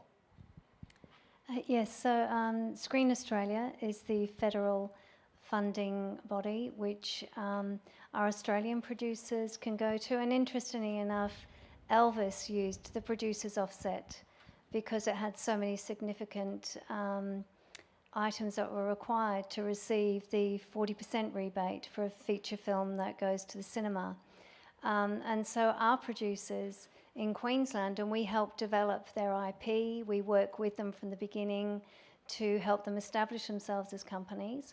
And then when they go to Screen Australia for investment, because a lot of local producers don't, I mean, obviously Footloose projects come in with their own money. Local producers need a finance plan and they have to borrow a large percentage of their money. So they go to Screen Australia, and if they do get the producers offset from them, they then can come to us, and we take it to the board of directors and we pitch for them. And if it's a good story and it's got all the right elements, it's got a distributor involved, we then work with them and we invest in their project. So we become investors in their project and we help them with their cash flow along the way. Yeah, I think that's something you know, filmmakers in the very, very cash-strapped Japanese indie community would dream of being able to avail themselves of, and it would only help Japan's film industry's kind of global status. I have a question I'd like to ask the whole group, if anyone has some thoughts they'd like to share. It was kind of stimulated by what Alan was saying at the end of our talk just now about how the interest is really here to come and shoot in Japan, but there's just such a dearth of experienced bilingual crew or crew comfortable working in an English environment and stages. That strikes me as kind of a chicken or the egg problem. Like, you need the crew and the stages to get projects, but you need the projects to train up the crew and to build and invest in stages. What can be done about this bottleneck? Well, I do know that there is a nascent intern program that's been initiated where young people, film students or people coming out of film school, can get a paid internship to go work with a production like ours. We have a few interns coming in. So at least that starts the wheel of getting people trained. But I think that there are so many I think, young people here who would love to be trained in film, but traditionally, like in almost all countries, it's generally a kind of family dynastic situation. You become a grip because your father was a grip. It's the same in the States. So by being able to go get kids who are not born into a filmmaking culture and let them have the chance to hang out and do some kind of entry-level job on a production, which we, of course, would welcome, is a really good way to jumpstart increasing the crew base. I would just add to that. I've spent a lot of time shooting films and television in South Africa, and 20 years ago, when I did my first picture there, you would have to bring a lot more people, and it would be much more difficult to shoot there because there wasn't the infrastructure. There weren't stages. There wasn't crew, and so there's a certain amount of interns is really, really important, and that helps, you know, speed up the process. But there's a certain amount of skills exchange that happens over time. If you have the incentive and the reason to come in the first place, and you have the locations and those things, you have almost like these transitional shows like Tokyo Vice that is it's probably a lot harder than it will be in the future when there are more resources, both in terms of sound stages and in terms of qualified crew. But it is something that is built over time. And now South Africa is host to 4 major, very major international television series and at least that many feature films of great size and stature, and they can service all of them with South Africans, literally 15 years, 20 years after they started the industry there. So it does happen over time. It just takes time. That's amazing. You just need the incentive to sweeten the deal, right, to lure those transition projects in. To make the pain worth it. Exactly. Can I just say something? Yeah. I have a slightly controversial view when it comes to stages. Obviously, the Queensland film industry was developed because the stage was built by Dino De Laurentiis. So if you build it, they will come, and that's what established the Queensland film industry. But and we have more stages, but John recently came and produced a great film using warehouses. And that's not really controversial, I guess. I just see it differently. It's like if the stages are full, you still want to encourage films to come. So hopefully we like to think in Queensland it's mostly because of the location and obviously our incentives and our depth of crew. But we also want to retain our crew. Otherwise, John will be looking at this very differently. And Alan, I think you would do the same thing. So when you put your spreadsheet together and work out where you need to go, where the dollar works, you know, our depth of crew is very important, so we can keep using warehouses and still attract films. And we have a wonderful attachment program which our producers end up paying for, but we actually are able to use people with skills from other industries. And we talk about the skills shortage area. That's one of the portfolios I take care of. And we talk with the producers early when they start and say, where is your current skills shortage area and how can we find people to fill those gaps? And that actually brings more people into the industry as well. So we've got the stages, and if they're full, we've got the warehouses. And if we keep attracting productions through our incentives with our current government, then obviously that retains our crew as well, and that gives us our slight point of difference. Yeah. And you said it in the interview.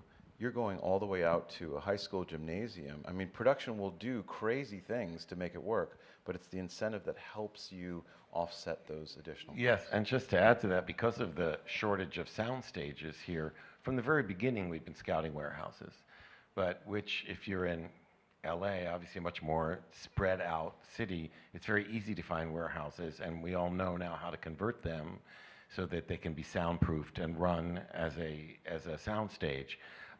But here, certainly in the Tokyo metropolitan area, just even finding a warehouse is kind of impossible. We have one other warehouse on hold for our swing sets, and that's even farther away. That's way out in Saitama.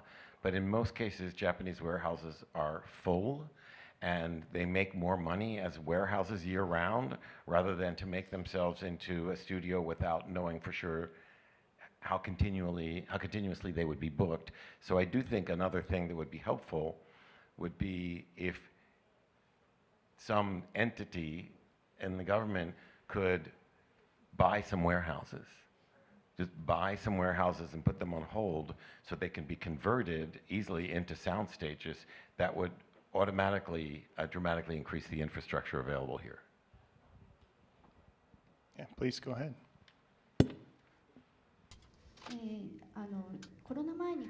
So, with regards to before COVID-19, about 2 per week, we received inquiries, 2 per week or so. As Alan mentioned earlier, we thought that there is high interest in Japan, but the majority of those questions were, do you have an incentive system in Japan? And when I say, no, we don't, then they go to other markets in most cases. So we think we continue to receive those inquiries. I think people are still interested in Japan. So the first thing is that we need to adopt the incentive scheme. As for the crew, of course, for studios, there's a shortage. We do lack those resources. But as Alan mentioned earlier,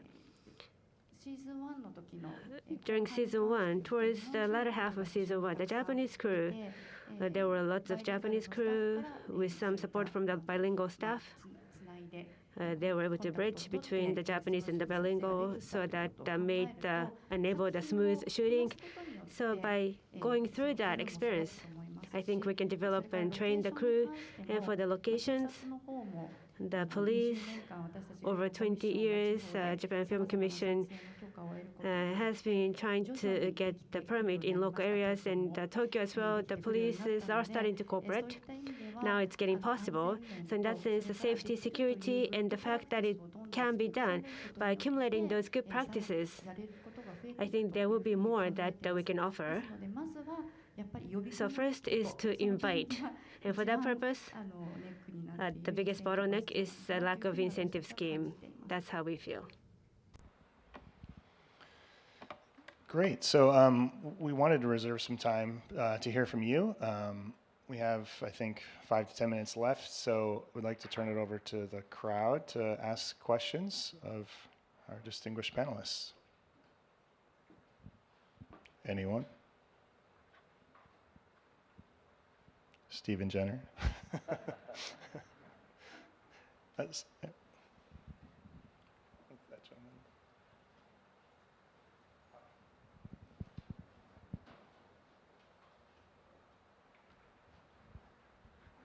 あの Thank you very much. Hiraike is my name. I am with the cultural journals. I have a question to Gina. The government.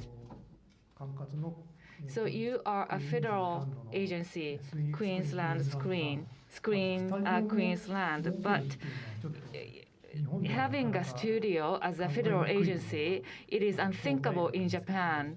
This is a very generous offer. So you created a studio.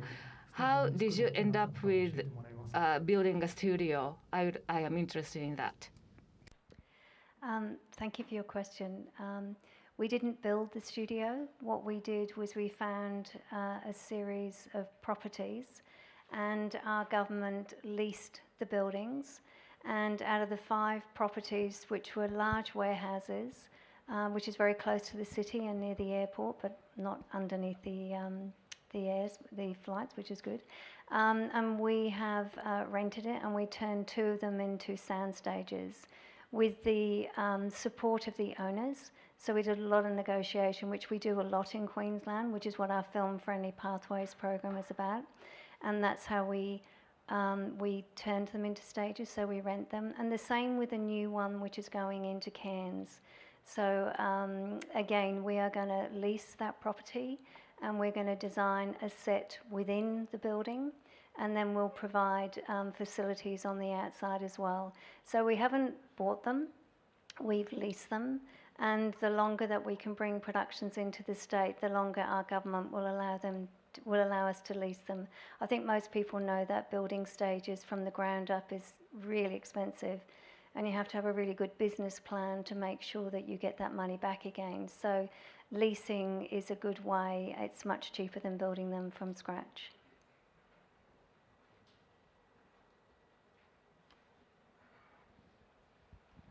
Anyone else?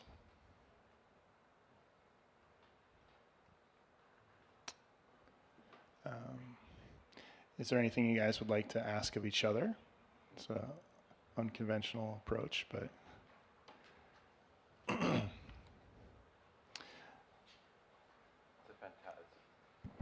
Fantastic show. It really is. It reminds me of the feeling that, you know, when we were watching Ridley Scott's Black Rain, that, you know, that view into what we've never seen, what we don't know. It's fresh, it's exotic, it's mystifying, it's amazing, and I think that it's a great show, and I can't wait for season 2. Thank you very much. And Alan, I'd like to say the same thing. And I know we were talking over dinner last night, and Mark was saying what the main economic ideas are around what is important to Japan and Tokyo. And I was quite surprised to hear that tourism wasn't one of them, because I too loved Tokyo Vice. My husband kept on saying, "You got to watch it, you got to watch it," and I did, and I can't wait to see season 2. But for me, when I was talking about emotional tourism or film tourism, I would be grabbing those opportunities and thinking how remarkable it is that even going through Tokyo over the weekend, I was looking for places. I was so amazed at how much you had filmed in Tokyo. I guess some were sets and some were real streets. And I kept on thinking, how did you lock the streets down, and how much support you must have had from the Japan Film Office? The streets were all real streets. We didn't have a backlot or build any street sets. It's all real. And so when you say, how did you film that? I would say, with great difficulty. However, it's not a plug, but because we have a higher level of recognition here and a higher level of cooperation of a sort, season 2, we're going to show much more. This is our aim, is to be out in the streets more, and as much as we were able to show of Tokyo in season 1, we want to double it or triple it. That's really exciting. Go ahead. I have one request to you, if I may. The local film commission and the local supporters, if you come to shoot, then that makes them happy. And of course, they are going to be the big fans that will contribute to your revenue. So that means that with the support in the local level, then they would like to use that as a promotion for their local community. So if you can support in the promotion of the local place, Tokyo Vice, the Tokyo Location Box had this panel shop, and many people came to that shop, I found. So with the increasing fans base, it will be easier to have more film-friendly locations. So if you can get your cooperation on that, appreciate it. Anyone else? Yeah, I think we've hit all the major. Yep. Oh, sorry. Yeah, go ahead.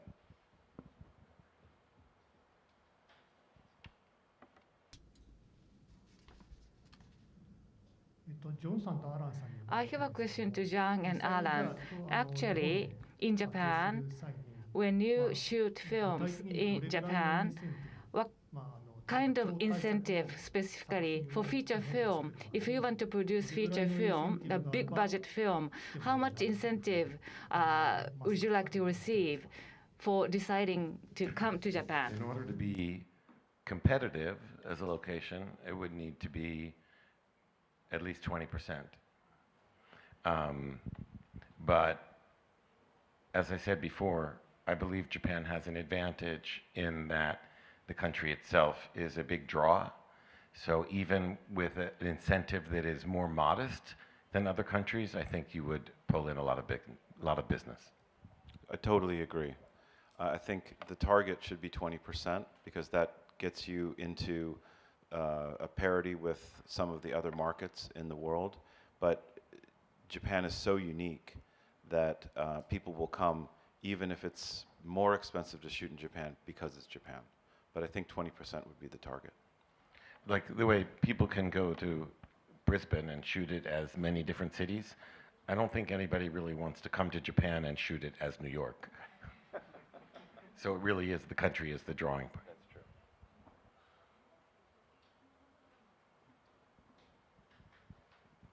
Great. I think we're about out of time. So yeah, there's a lot of goodwill in the air, and I'm optimistic that it can be leveraged and translated into policy and action. Thank Thank you very much. Please send them a big round of applause. Buzeski-san, Kuyper-san, Paul-san, Black-san, Sekine-san. It was a wonderful panel. Thank you very much. Please send them another big round of applause. So that's the end of the session 1. Towards the back of the room, coffee is available, and we'll have a 10-minute break. So please enjoy coffee. The session 2 will start at 3:40. Around 3:40, we would like to resume the session. Thank you.